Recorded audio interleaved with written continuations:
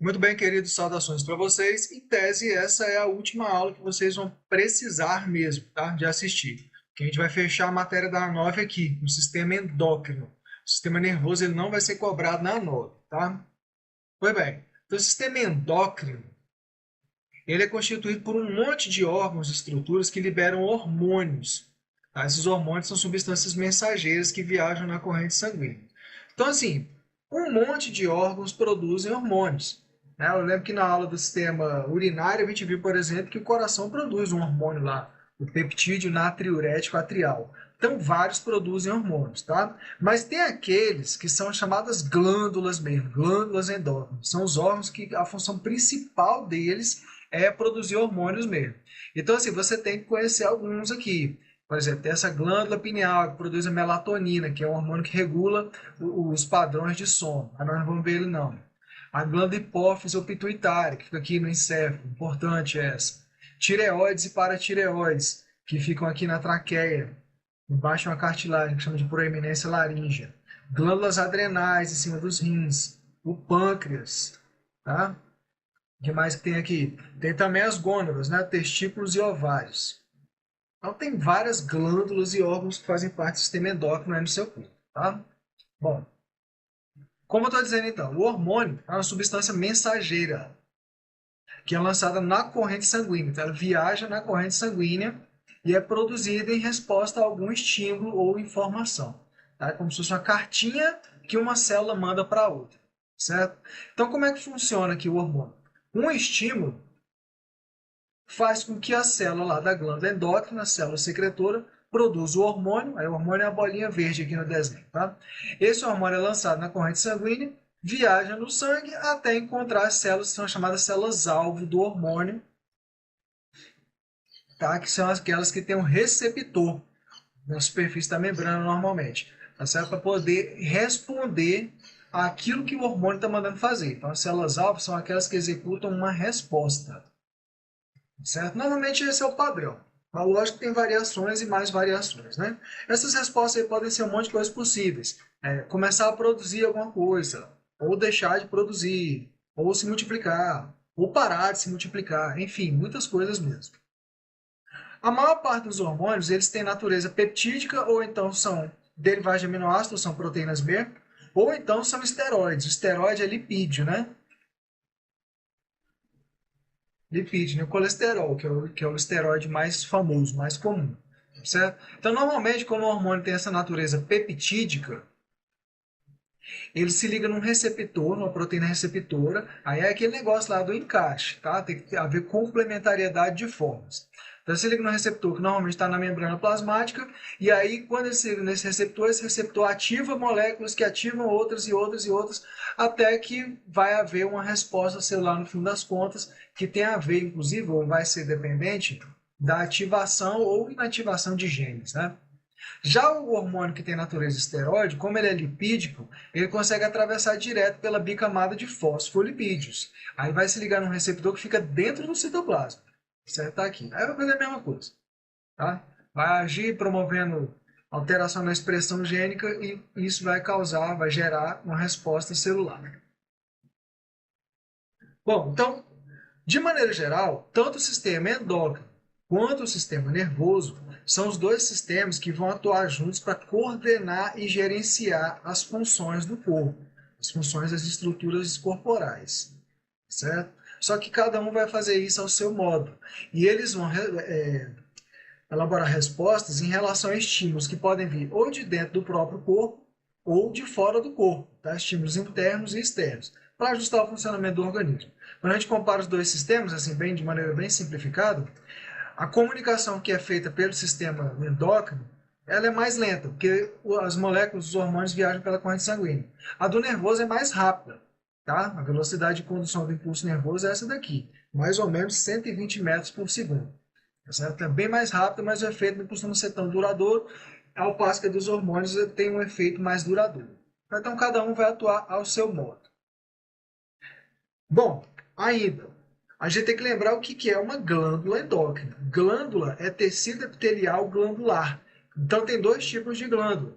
Tá? Tem a glândula exócrina, que é aquela que mantém um duto que comunica ela com o tecido epitelial que produziu ela. Então, lembrando do ano passado, o tecido epitelial, as células dele vão se multiplicar, vão se invaginar dentro do tecido conjuntivo que está embaixo dele, tá certo? E aí vai se gerar a glândula. Tá? Mas a glândula exócrina tem um duto, aí tudo que a glândula produz, ela secreta e acaba caindo lá no tecido epitelial que produziu ela, tipo glândula sudorípara, por exemplo. Já a glândula endócrina, ela perde esse duto, tá? Aqui, ó. Perdeu. Então se forma aquela coisa lá que produz os hormônios, o hormônio é o nome da secreção da glândula endócrina, e que acabam caindo na corrente sanguínea, porque por ela vão passar vasos sanguíneos, tá? Então essa é a glândula endócrina. Não tem o duto. Beleza, então o que a gente tem que ver aqui? Essa aula é bem longa, tá, gente? Nós temos que ver as principais glândulas e os principais hormônios que elas produzem, tá certo? As funções e as doenças relacionadas. Então a gente vai meio que começar de cima para baixo. Então vamos começar pela hipófise ou pituitária, que é essa glândula que fica aqui no encéfalo, certo? Essa glândula, então, está na base do encéfalo e ela atua em conjunto com outra estrutura encefálica que é o hipotálamo. Então fica o hipotálamo em cima e, tipo assim, a hipófise pendurada nela. Certo? A hipófise ela é dividida em duas regiões funcionais. A adenohipófise ou hipófise anterior, só lembrar do A com A, né? E a neurohipófise ou hipófise posterior.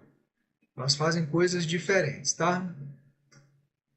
Então a adenohipófise, que é essa daqui, ó, tá desse lado, essa é a adenohipófise, ela produz um monte de hormônios e vários desses hormônios eles atuam em outras glândulas, controlando a secreção dessas outras glândulas. Vários deles, mas não todos, tá?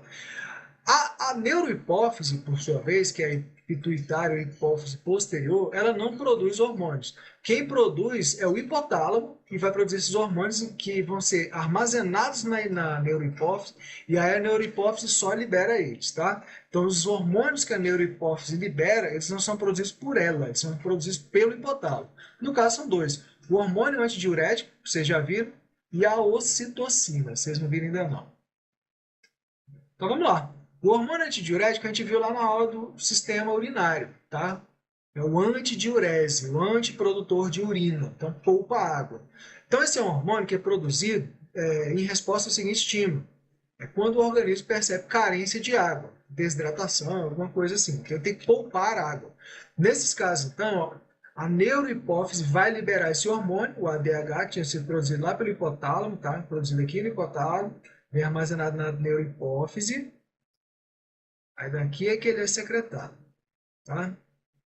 Então a função primordial desse hormônio antidiurético é atuar lá nos túbulos renais, nos néfrons, né? Promovendo a reabsorção de água, para poupar água. Tá certo? Isso aí geralmente ele atua lá nos túbulos contorcidos distais. E aí, como ele poupa água, reabsorve água, de volta reabsorve água, como assim? Vai de volta do túbulo renal, lá do néfron, tá? Para o sangue de novo, que tinha passado do sangue para o túbulo renal. Mas se ele tira essa água, reabsorve, então poupa água e o volume de urina diminui, tá certo? Diminui o volume da urina.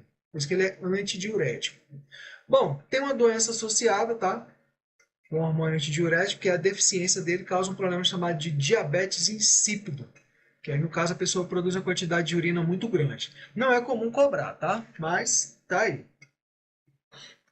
Beleza. Outro hormônio da neurohipófise, que é armazenado lá, aliás, perdão, é produzido pelo hipotálamo e armazenado na neurohipófise, é a ocitocina.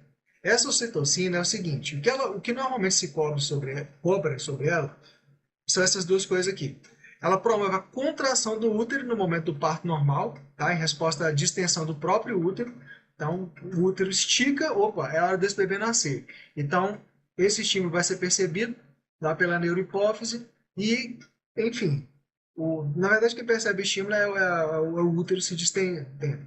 Mas a informação é mandada lá para a neurohipófise que, por sua vez, vai liberar o bendito hormônio, fazendo com que o útero se contraia para expulsar o bebê no parto normal. A outra coisa que ela faz é outra expulsão também, só que aí é a expulsão do leite, tá? É a liberação do leite pelas glândulas mamárias. Cuidado, porque tem um outro hormônio que promove a produção do leite. Não é esse. Esse aqui ele não promove a produção do leite, ele promove a liberação do leite. E aí, no caso, o estímulo é a sucção. O bebê chega lá, suga no seio da mãe, Aí isso aí é que promove a liberação de mais dessa ocitocina. Outra coisa que essa ocitocina faz também é o seguinte, é um hormônio que está envolvido na formação de laços afetivos entre a mãe e o bebê, mas também você pode dizer que é entre a mãe e o pai, e dizem também que é um hormônio que é liberado para formar laços afetivos entre amigos e tudo mais. Eu já ouvi gente dizendo que quando você está com os amigos e tal, conversando, está aquele clima agradável, vocês têm mania de chamar de resenha, né? Mas eu já sou velho e não entendo mais esses termos, não. Mas quando tá aquele negócio lá, tudo legal, que a gente sente aquele calorzinho, é a ocitocina sendo liberada e agindo, tá? Então promove laços afetivos. Beleza. Além desses dois hormônios que o hipotálamo produz e manda lá para a neurohipófise para depois ela liberar, o hipotálamo ele também produz hormônios controladores. O que são esses hormônios controladores? São hormônios que vão fazer a adenohipófise produzir e liberar os dela. Tá? Então, como exemplo, tem esse aqui. Geralmente são esses hormônios que têm o nome terminado em RH, que é o Releasing Hormone. Ó, enrolei a língua aqui, quase que eu engulo ela.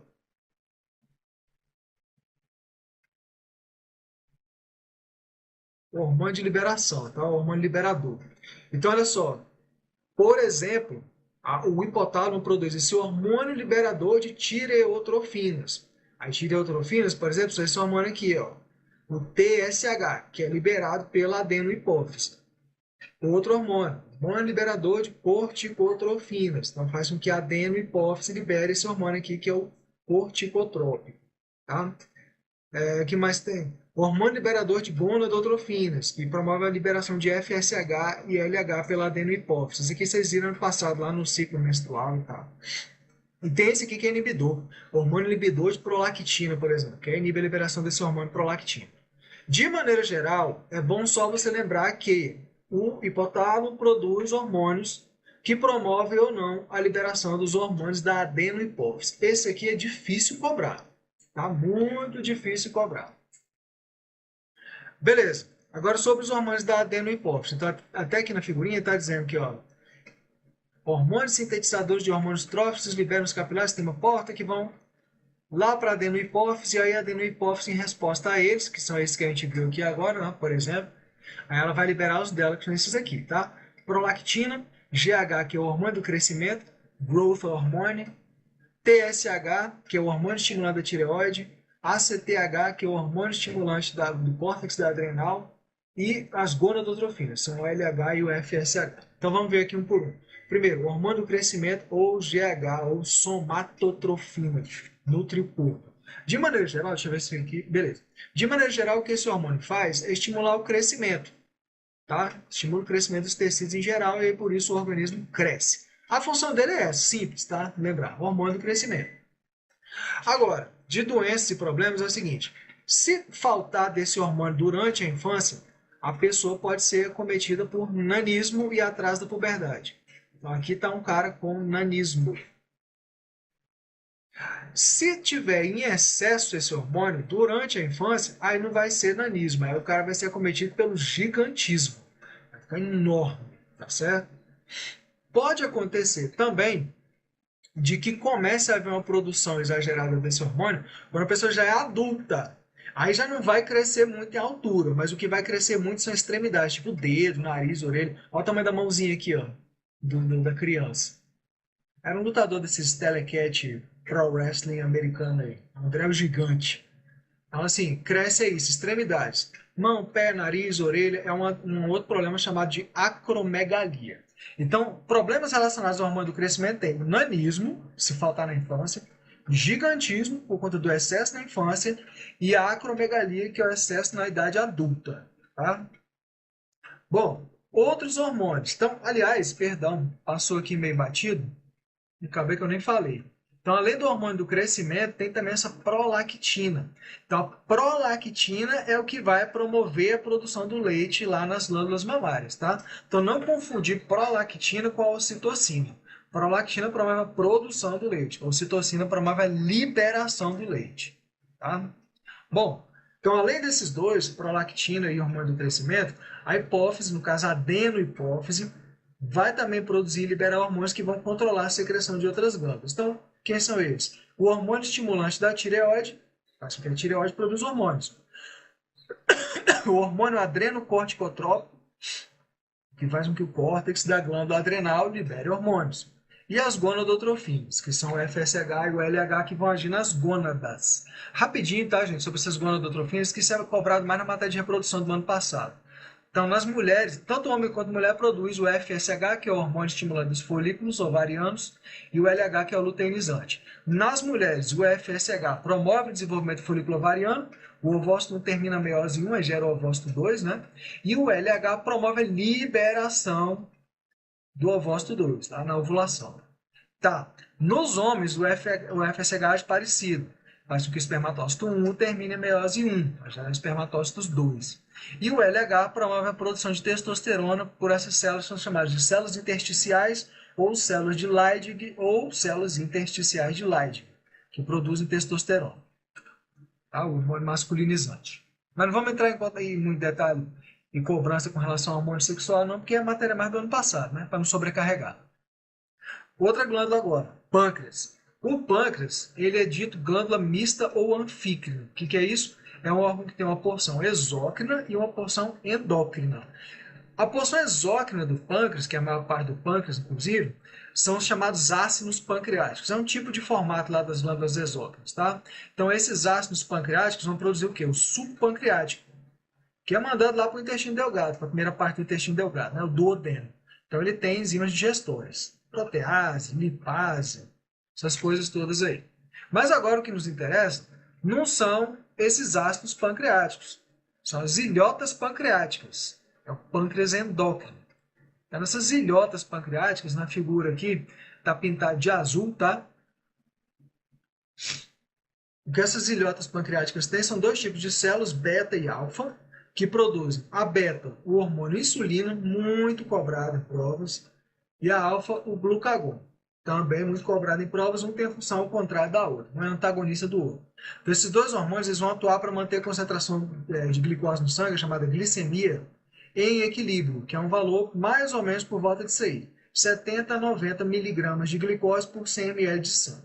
Às vezes aparece como 100%, tá? 100 miligramas de glicose por 100 ml de sangue, mas aparentemente o valor melhor, tipo assim, a meta é ficar até no máximo uns 90 mil, tá?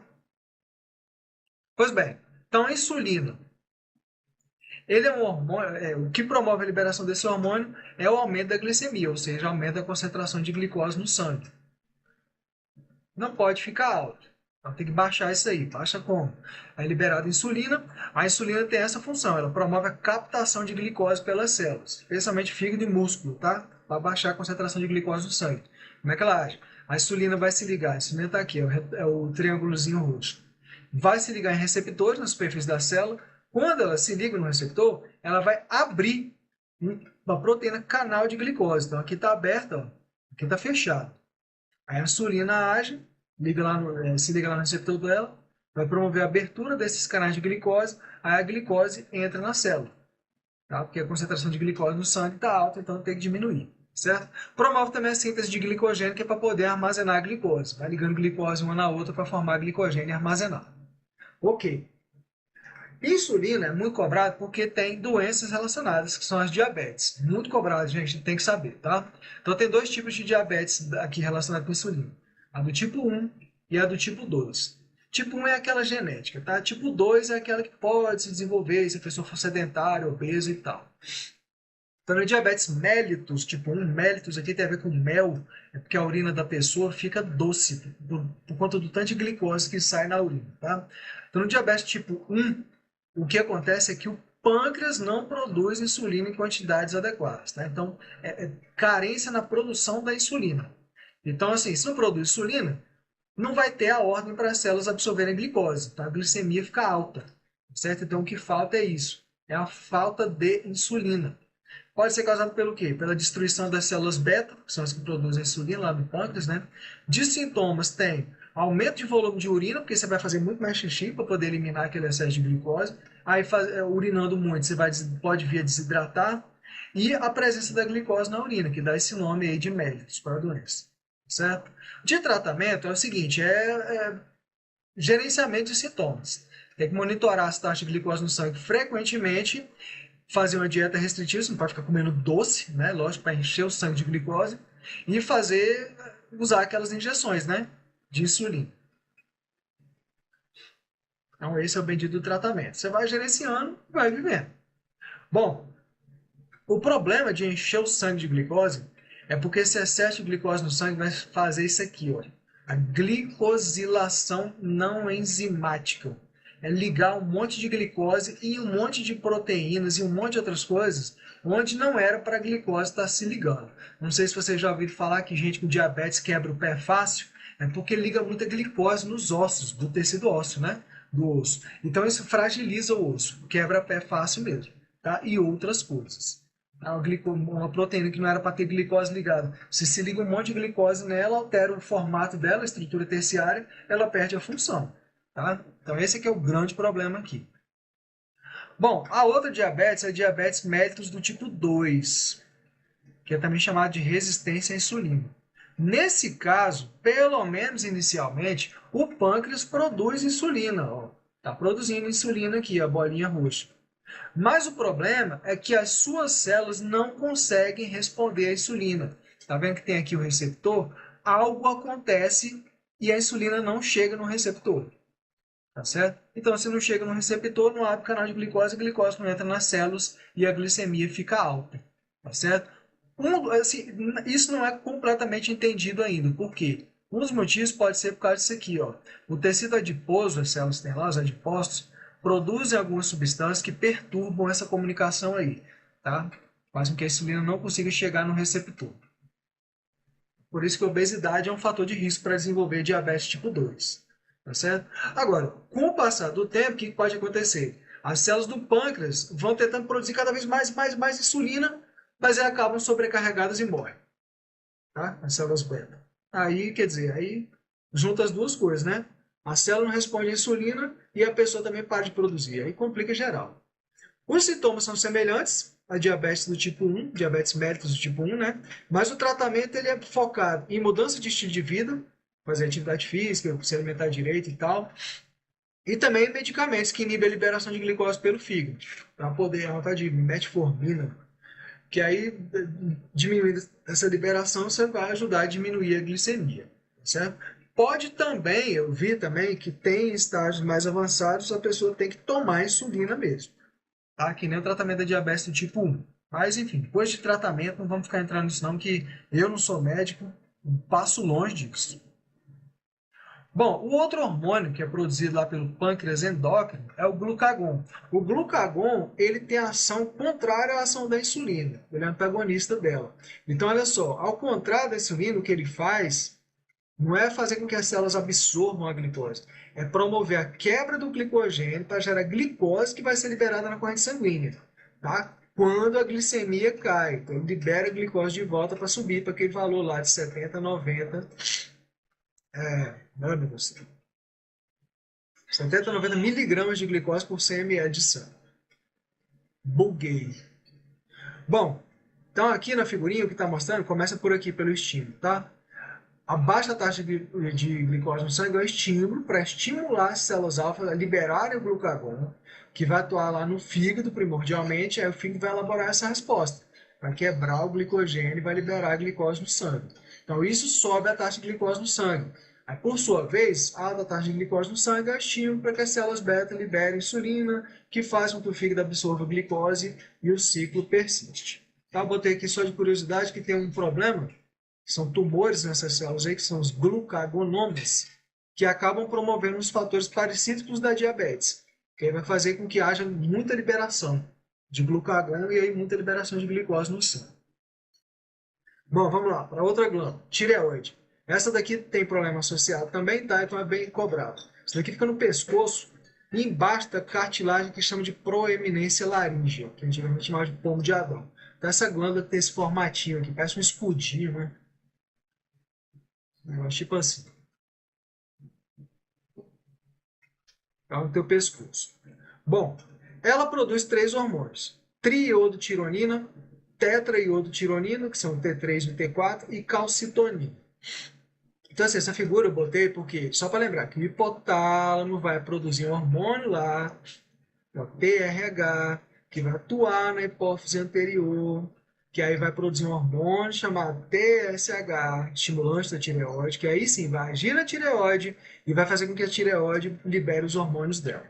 Tá? Só para vocês lembrarem que essa regulação muitas vezes vem lá da adenohipófise e do hipotálamo, como a gente viu agora há pouco, né?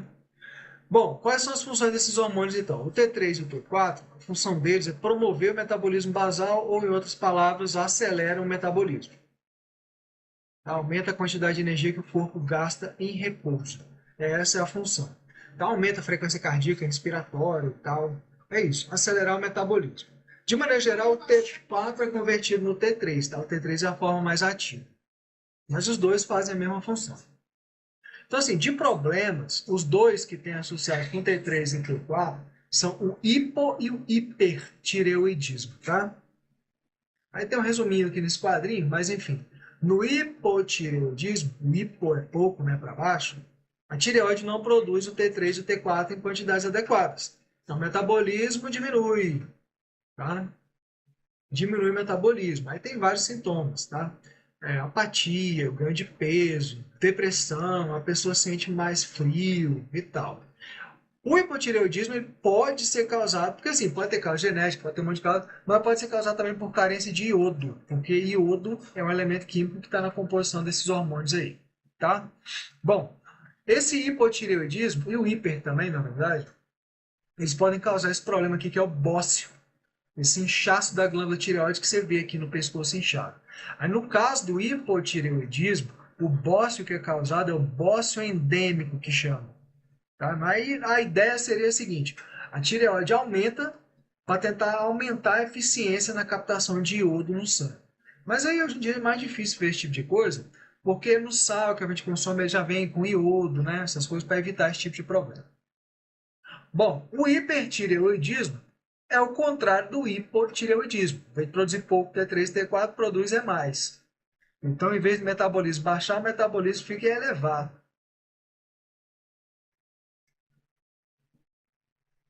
Certo? Então, de sintoma pode ser o aumento da frequência cardíaca, perda de peso, sudorese, a pessoa tende a ter esse negócio chamado de exoftalmia, que são os olhos salientes, tá? O hipertireoidismo ele também pode causar bócio, aí no caso aqui chama de bócio exoftalmo. Bócio exoftalmo. Aí no caso aqui a ideia é porque os próprios hormônios da tireoide que aceleram o metabolismo das células dela mesma, aí as células se multiplicam mais e ela cresce. Tá? Então T3 e T4 são hormônios que aceleram o metabolismo. Você consegue tratar essas duas doenças aí que estão relacionadas com ele, o hipertireoidismo e o hipo e o hiper, com medicamentos que regulam a produção desses hormônios aí. Tá? E aí, no caso do hipertireoidismo, às vezes requer cirurgia. Tá certo? Mas tem medicamento para tratar. E até onde eu saiba, o hipotireoidismo dá para curar mesmo. Tá? Ainda bem, né? O outro hormônio que a tireoide produz é a calcitonina, que aí, como o nome indica, tem a ver com o metabolismo do cálcio. Então, o que ele faz, ó, tá aqui embaixo a calcitonina. Aqui está a glândula tireoide, tá? Vou botar só TIR. O que a calcitonina faz é o seguinte, em resumo, é promover a deposição de cálcio nos ossos. Então, faz o cálcio ser depositado nos ossos e diminuir a concentração de cálcio no sangue, tá? Então, por que isso aí? Porque essa calcitonina ela age estimulando a atividade dessa célula que tem lá no tecido ósseo, o osteoblasto, que é a célula que secreta a matriz óssea, inclusive cálcio, lá na matriz óssea, tá certo? Ela estimula a atividade do osteoblasto e ao mesmo tempo ela inibe a atividade do osteoclasto, que o osteoclasto faz o contrário do osteoblasto, tá? O osteoclasto, perdão, ele reabsorve a matriz óssea. Então, ele pega e tira cálcio dos ossos e manda para o sangue, tá? É isso que ele faz. Então, o osteoblasto deposita cálcio nos ossos. Opa, esse meu ar aqui ficou horrível. O osteoclasto tira cálcio dos ossos e devolve para o sangue. Então, a calcitonina promove a atividade desse e inibe a atividade desse aqui, o osteoclasto. Tá? Bom, Então, esses foram os hormônios da glândula tireoide. Agora, atrás da tireoide, tem essas glândulazinhas aqui pintadas de amarelo, que são as paratireoides. Então, são glândulas localizadas na parte posterior da glândula tireoide. Essas glândulas aí, para nós, de interesse, só vão produzir um hormônio, tá? Que é o paratormônio. Paratireoide, paratormônio. O paratormônio tem ação antagônica à calcitonina. Então, se a calcitonina promove a deposição de cálcio nos ossos, o paratormônio promove a reabsorção, tá? Tira cálcio dos ossos e volta para a corrente sanguínea. Porque o paratormônio faz o contrário disso aqui. O paratormônio promove a atividade do osteoclasto, que retira cálcio da matriz óssea, e inibe a atividade do osteoblasto, que deposita cálcio na matriz óssea. Tá? Então, a calcitonina é produzida pela glândula tireoide, promove a deposição de cálcio nos ossos. O paratormônio é produzido pela paratireoide e faz o contrário, promove a reabsorção de cálcio, devolve cálcio dos ossos para o sangue. Então, eu já falei, né? Isso. Estimula a atividade dos osteoclastos, promovendo a reabsorção de cálcio dos ossos. Também promove a reabsorção de cálcio nos rins e estimula a absorção de cálcio no intestino. Aumenta a concentração de cálcio no sangue. Bom, glândulas adrenais agora. Adrenais são glândulas que ficam em cima dos rins, às vezes chamam de suprarrenal também, né? São duas que a gente tem. E elas possuem duas regiões funcionais. O meio, ou medula, que produz dois grupos de hormônios, são as catecolaminas, que é muito cobrado, vai nos interessar, tá? E esses outros hormônios aqui, que são a somatostatina. Somatostatina é um hormônio que tem meio efeito ao contrário do hormônio do crescimento, tá? E substância P. Mas o que nos interessa mesmo são esses aqui, as catecolaminas da medula. E o córtex, que produz mineralocorticoides, é do córtex, né? Corticoides, glicocorticoide é do córtex, e produz andrógenos também. Na verdade, produz hormônios esteroides, né? Tem natureza lipídica. Pois bem, então primeiro sobre a medula produz essas catecolaminas aí, que são a adrenalina e a noradrenalina. A função é fácil de lembrar, tá, gente? São hormônios que são liberados numa situação de estresse, tá? Vão preparar o corpo para lidar com o estresse, certo? Preparar o corpo para lutar ou fugir. Então tem várias coisas que esses hormônios vão fazer. Aumentar a frequência respiratória, aumentar a frequência cardíaca, por exemplo. Ele inibe o processo digestório, não tem para que ficar digerindo nessa hora. Sua, tá? Então, assim, tem um monte de coisa que ele faz. Aí, ó, por exemplo, no fígado também, ó. Converte glicogênio em glicose para liberar a glicose no sangue. Então é isso. Tá? Aumenta a frequência cardíaca, redistribui o fluxo sanguíneo para os músculos, estimula a liberação de glicose do fígado para o sangue, enfim, prepara o corpo para lutar ou fugir.